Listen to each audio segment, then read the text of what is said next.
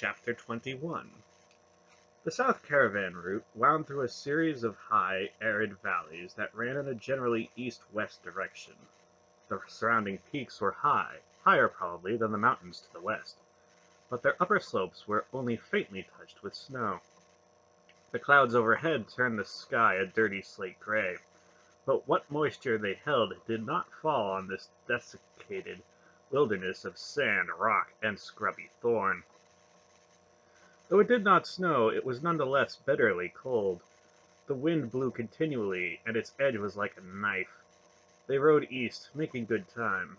"Belgarath," Beric said back over his shoulder, "there's a Murgo on that ridge line ahead, just to the south of the track." "I see him." "What's he doing?" "Watching us. He won't do anything as long as we stay on the caravan route." "They always watch like that," Silk stated. "The Murgos like to keep a close watch on everybody in their kingdom." "That tall Nedran Kalvar," Beric said. "Do you think he was exaggerating?" "No," Belgrath replied. "I'd guess that Tar Urgas is looking for an excuse to close the caravan route and expel all the Westerners from Thal Murgos." "Why?" Dernick asked. Belgrath shrugged. "The war is coming. Tar Urgas knows that a good number of the merchants who take this route to Rakgoska are spies. He'll be bringing armies up from the south soon, and he'd like to keep their numbers and movements a secret." "What manner of army could be gathered from so bleak and uninhabited a realm?" Mandaralin asked. Belgrath looked around at the high, bleak desert. "This is only the little piece of Thal Murgos we're permitted to see. It stretches 1,000 leagues or more to the south, and there are cities down there that no Westerner has ever seen. We don't even know their names. Here in the north, the Murgos play a very elaborate game to conceal the real Thal Murgos." "Is it thy thought, then, that the war will come soon?" "Next summer, perhaps," Belgrath replied. "Possibly the summer following." "Are we going to be ready?" Beric asked. "We're going to try to be." Aunt Paul made a brief sound of disgust. "What's wrong?" Garion asked her quickly. "Vultures," she said. "Filthy brutes." A dozen heavy-bodied birds were flapping and squawking over something on the ground to one side of the caravan track. "What are they feeding on?" Dernick asked. "I haven't seen any animals of any kind since we left the top of the escarpment." "A horse, probably. Or a man," Silk said. "There's nothing else up here."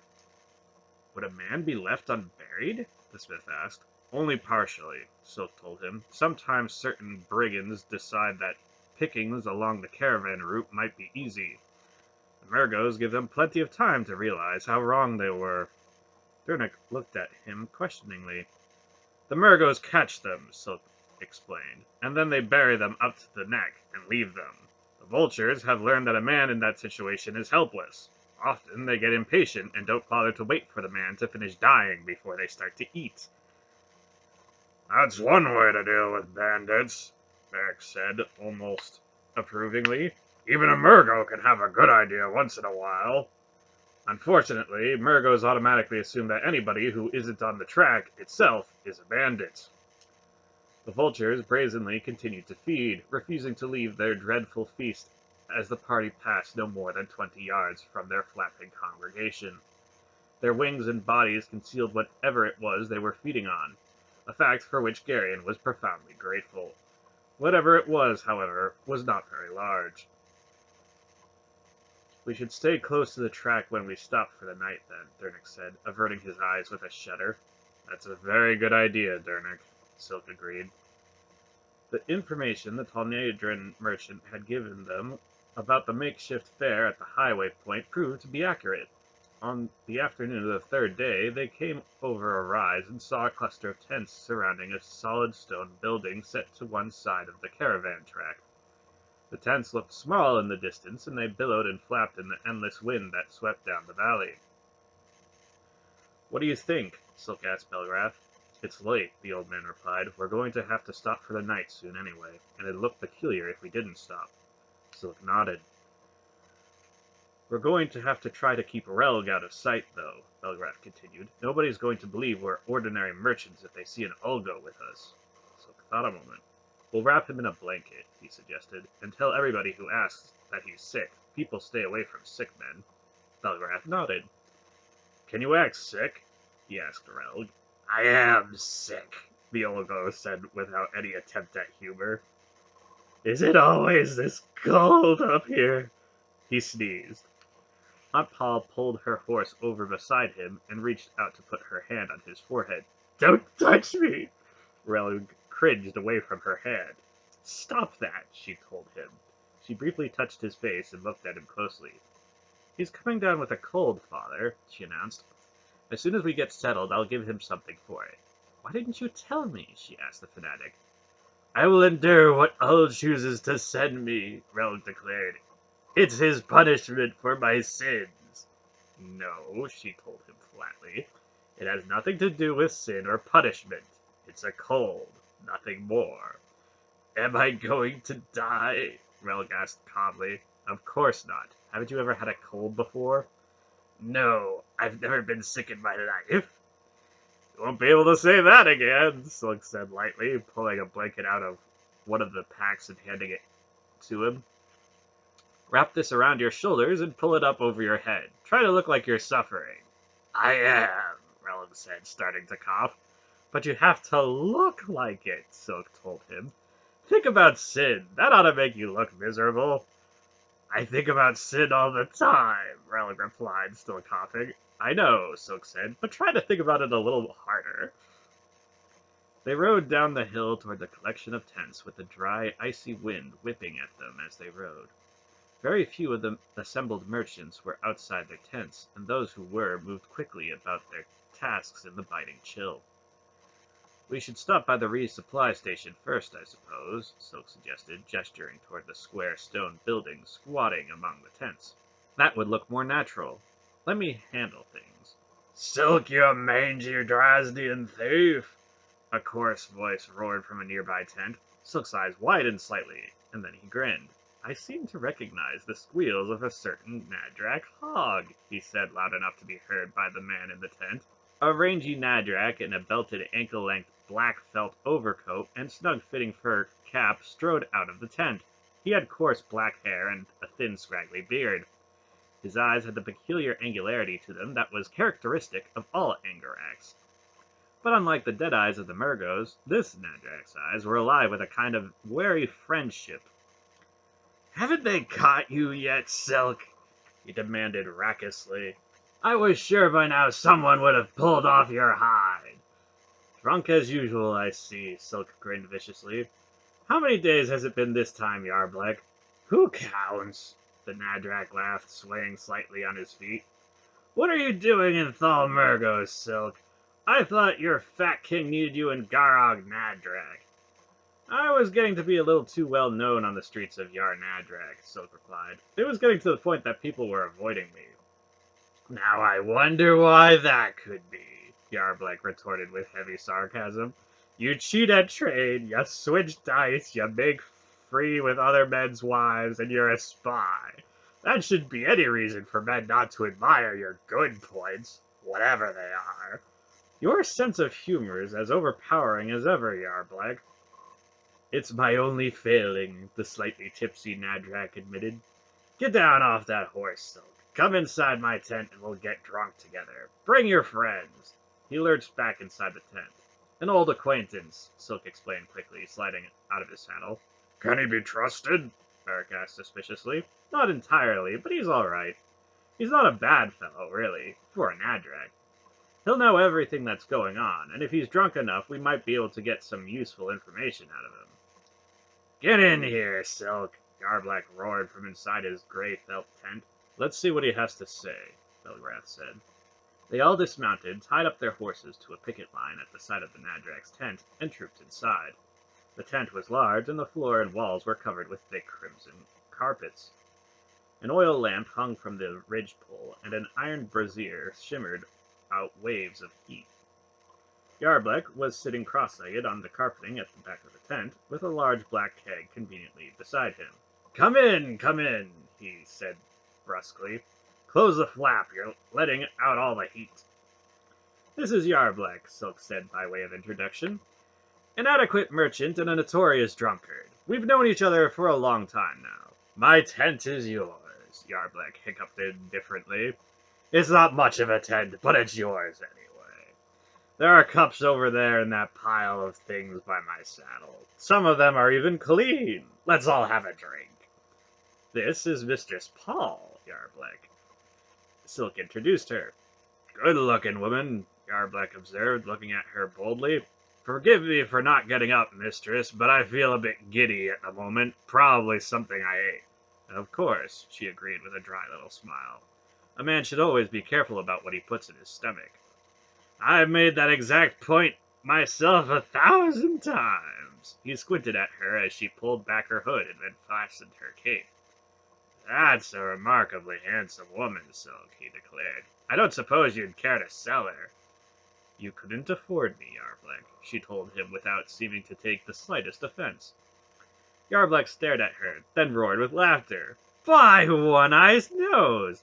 I'd bet that I couldn't at that, and you've probably got a dagger somewhere under your clothes, too. You'd slice open my belly if I tried to steal you, wouldn't you?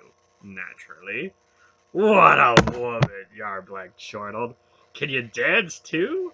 Like you've never seen before, Yarbleck, she replied. I could turn your bones to water. Yarbleck's eyes burned. After we all get drunk, maybe you'll dance for us. We'll see, she said with a hint of promise. Garriott was stunned at this uncharacteristic boldness.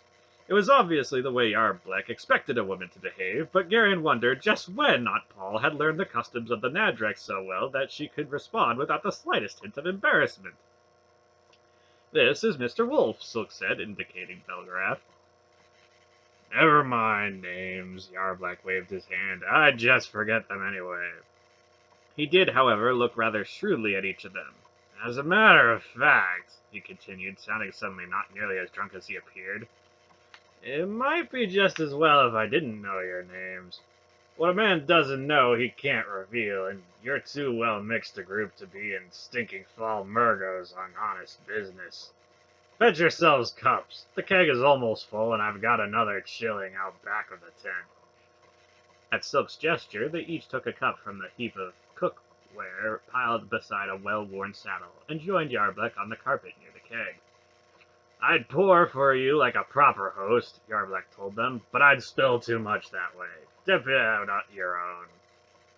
Yarbleck's ale was a very dark brown and had a rich, almost fruity flavor. Interesting taste, Beric said politely. My brewer chops dried apples into his vats, the Nadrak replied. It smooths out some of the bite. He turned to Silk. I thought you didn't like Murgos. I don't. What are you doing in Thalmurgos, then? Silk shrugged.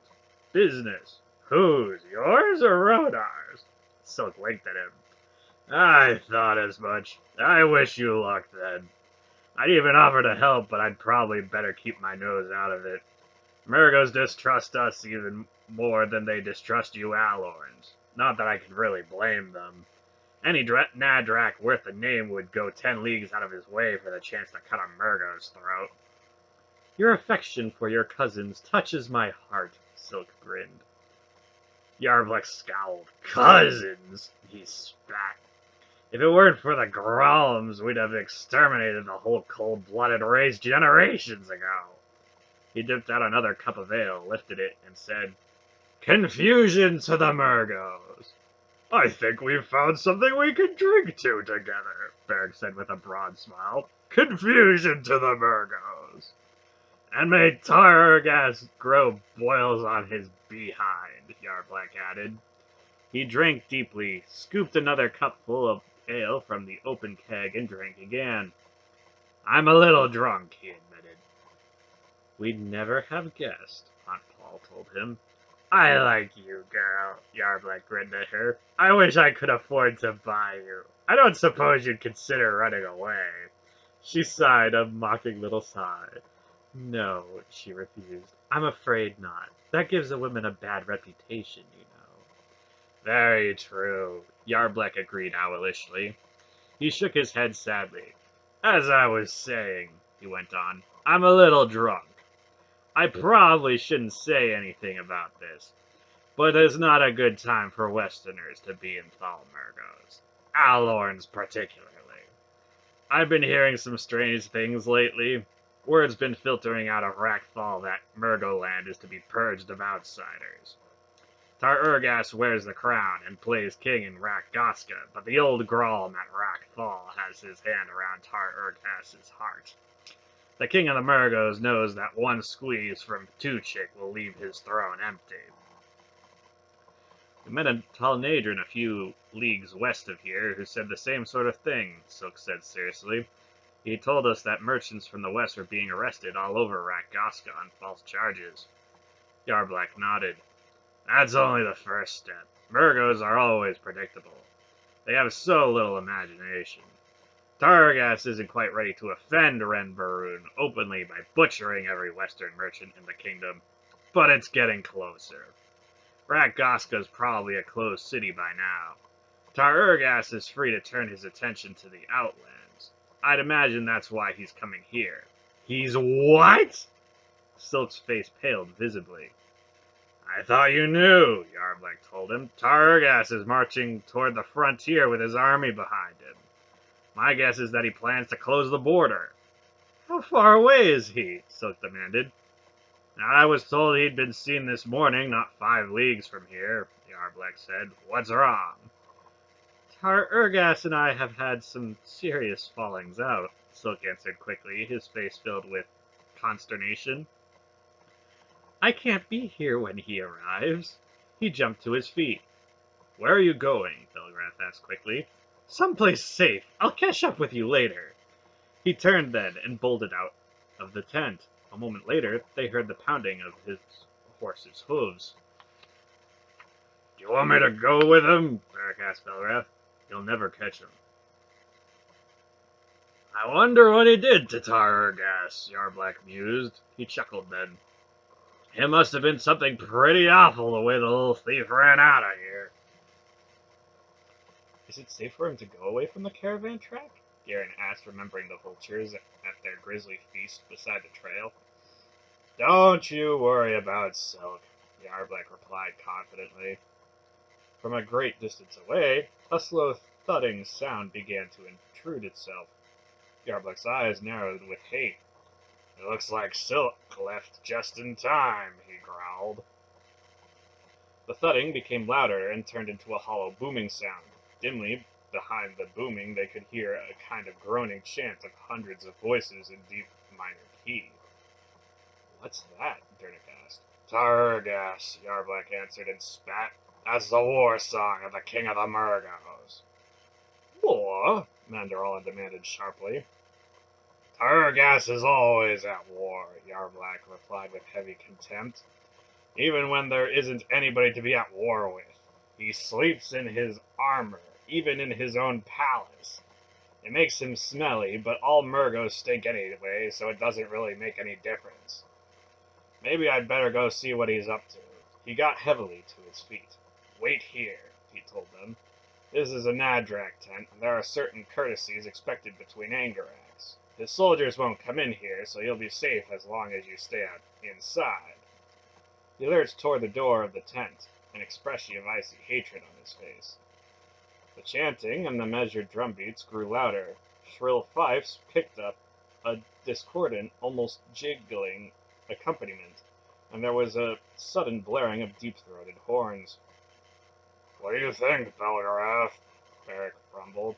This Yarblek seems like a good enough fellow, but he's still an Angarak. One word from him and we'll have 100 Murgos in here with us. He's right, Father, Aunt Paul agreed. I know Nadrax well enough to know that Yarblek wasn't nearly as drunk as he pretended to be. Belgarath pursed his lips. Maybe it isn't too good an idea to gamble all that much on the fact that Nadrax despise Murgos, he conceded. We might be doing Yarblek an injustice, but perhaps it might be better just to slip away before Tar Urgas has time to put guards around the whole place anyway. There's no way of knowing how long he's going to stay here, and once he settles in, we might have trouble leaving. Dernick pulled aside the red carpeting that hung along the back wall, reached down and tugged out several tent pegs. He lifted the canvas. I think we can crawl out here. Let's go then, Belgarath decided. One by one, they rolled out of the tent into the chill wind. Get the horses, Belgrass said quietly. He looked around, his eyes narrowing. That gully over there. He pointed at a wash opening just beyond the last row of tents. If we keep the tents between us and the main caravan track, we should be able to get into it without being seen. Most likely everybody here is going to be watching the arrival of Tar Urgas. Would the Margot King know thee, Belgrath? Mandarolan asked. He might. We've never met, but my description's been noised about in Tall Murgos for a long time now. It's best not to take any chances. They led their horses along the back of the tents and gained the cover of the gully without incident. This wash comes down off the back side of the hill there, Beric pointed. If we follow it, we'll be out of sight all the way. Once we get the hill between us and the camp, we'll be able to ride away without being seen. It's almost evening. Belgrath looked up at the lowering sky. Let's go up a ways and then wait until after dark. They moved on up the gully until they were behind the shoulder of the hill. Better keep an eye on things, Belgrath said. Beric and Garion scrambled up and out of the gully and moved at a crouch to the top of the hill, where they laid down behind a scrubby bush. Here they come, Beric muttered. A steady stream of grim-faced Murgo soldiers marched 8 abreast into the makeshift fair to the cadenced beat of great drums. In their midst astrode a black horse, and under a flapping black banner rode Tar Urgas. He was a tall man with heavy sloping shoulders and an angular, merciless face. The thick links of his mail shirt had been dipped in molten red gold, making it almost appear as if he were covered with blood.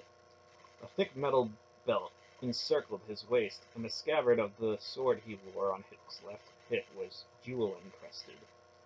A pointed steel helmet sat low over his black eyebrows, and the blood-red crown of Thalmurgos was riveted to it. A kind of chainmail hood covered the back and sides of the king's neck and spread out over his shoulders. When he reached the open area directly in front of the square stone supply post, Tar Urgas reined in his horse. Wine, he commanded. His voice, carried by the icy wind, seemed startlingly close. Garion squirmed a bit lower under the bush. The Murgo who ran the supply post scurried inside and came back out, carrying a flagon and a metal goblet. Tar Urgas took the goblet, drank, and then slowly closed his big fist around it, crushing it in his grip. Beric snorted with contempt. What was that about? Garion whispered. Nobody drinks from a cup once Tar Urgas has used it, the red-bearded sheriff replied. If Enheg behaved like that, his warriors would dunk him in the Bay of Valal. Have you the names of all foreigners here? The king demanded of the Murgo storekeeper, his wind-carried voice distinct in Garion's ears. As you commanded, dread king, the storekeeper replied with an obsequious bow. He drew a roll of parchment out of one sleeve and handed it up to his ruler. Tar Urgas unrolled the parchment and glanced at it. Summon the Nadrak, Yarb. Let Yarblek of Garog Nadrak approach, an officer at the king's right side bellowed. Yarblek, his felt overcoat flapping stiffly in the wind, stepped forward. Our cousin from the north, Tar Urgas greeted him coldly. Your Majesty, Yarblek replied with a slight bow. It would be well if you departed, Yarblek, the king told him. My soldiers have certain orders, and some of them might fail to recognize a fellow Angarak in their eagerness to obey my commands. I cannot guarantee your safety if you remain, and I would be melancholy if something unpleasant befell you. Yarblek bowed again. My servants and I will leave at once, your majesty. If they are Nadraks, they have our permission to go, the king said. All foreigners, however, must remain. You're dismissed, Yarblek. I think we got out of that tent just in time, Beric muttered. Then a man in a rusty mail shirt covered with a greasy brown vest stepped out of the supply post. He was unshaven, and the white of one of his eyes gleamed unwholesomely. Brill! Garion exclaimed. Beric's eyes went flat. Brill bowed to Tar Urgas with an unexpected grace. "Hail, mighty king," he said. His tone was neutral, carrying neither respect nor fear. What are you doing here, Kordak? Tar Urgas demanded coldly. "I'm on my master's business, dread king," Brill replied. What business would Tuchik have in a place like this? "Something personal, great king," Brill answered evasively. I like to keep track of you and the other Dagashi, Kordak. When did you come back to Thalmurgos? "A few months ago, mighty arm of Torak. If I'd known you were interested, I'd have sent word to you. The people my master wants me to deal with know I'm following them, so my movements aren't secret." Tar Urgas laughed shortly, a sound without any warmth. You must be getting old, Kordak. Most Dagashi would have finished the business by now. "These are rather special people," Brill shrugged. "It shouldn't take me much longer, however. The game is nearly over. Incidentally, great king, I have a gift for you." He snapped his fingers sharply, and two of his henchmen came out of the building, dragging a third man between them. There was blood on the front of the captive's tunic, and his head hung down as if he were only semi-conscious. Barrick's breath hissed between his teeth. "I thought you might like a bit of sport," Brill suggested. I'm the king of Thalmurgos, Kordak, Tar Urgas replied coldly. I'm not amused by your attitude, and I'm not in the habit of doing chores for the Dagashi. If you want him dead, kill him yourself. "This would hardly be a chore, your majesty," Brill said with an evil grin. "The man's an old friend of yours." He reached out, roughly grasped the prisoner's hair, and jerked his head up for the king to see. It was silk. His face was pale, and a deep cut on one side of his forehead trickled blood down the side of his face. "Behold, the Draznian spy, Keldar," Brill smirked. "I make a gift of him to your majesty." Tar Urgas began to smile then, his eyes lighting with a dreadful pleasure. "Splendid," he said. "You have the gratitude of your king, Kordak. Your gift is beyond price." His smile grew broader. "Greetings, Prince Keldar," he said, almost purring. "I've been waiting for the chance to see you again for a long time now. We have many old scores to settle, don't we?"